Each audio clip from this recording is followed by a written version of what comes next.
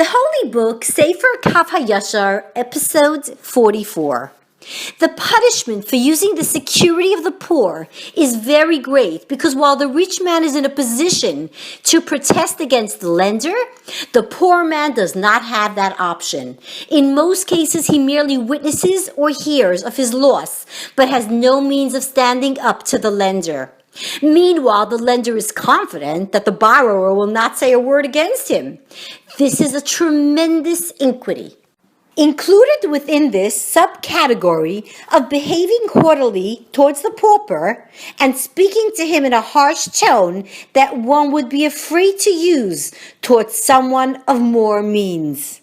Because of his indigence, the speaker treats him callously, with arrogance and contempt, knowing that the pauper will not dare to respond.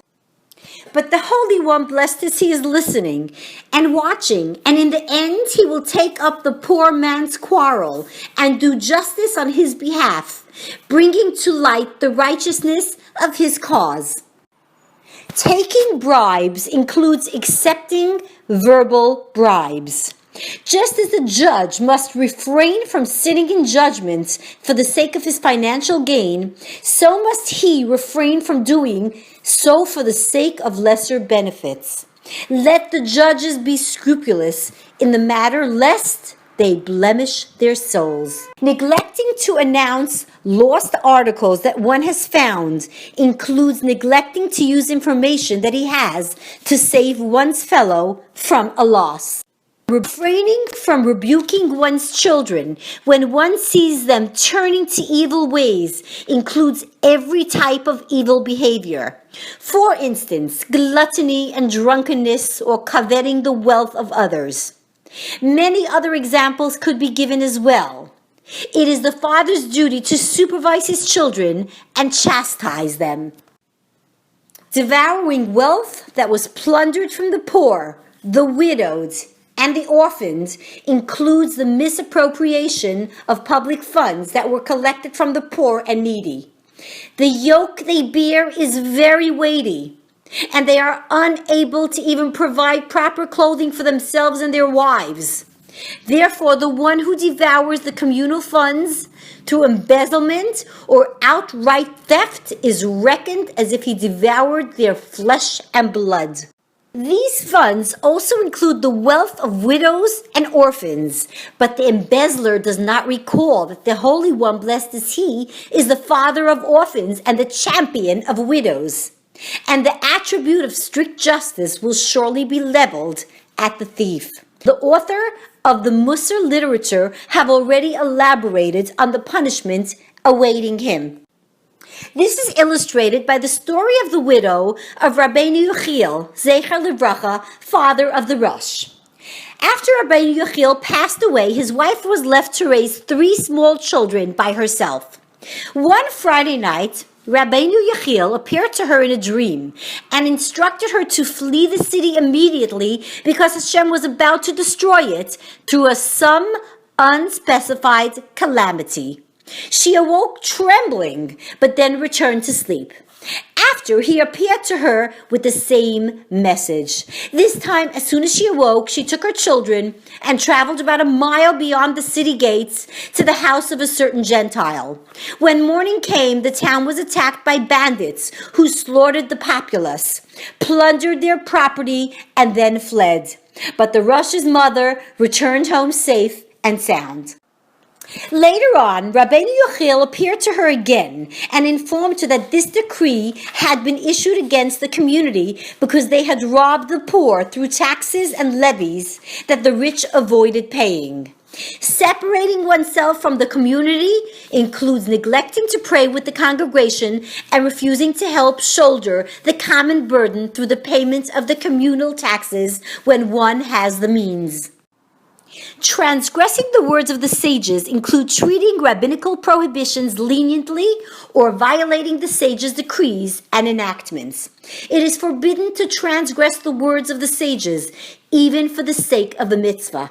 This includes, for example, studying or praying by a lamplight on the Shabbos under circumstances in which the sages forbade it lest one tilt the lamp and all other similar cases. Heaven forbid that one should transgress any decree of the sages of blessed memory. Needless to say, the punishment for ridiculing the words of the sages is very great.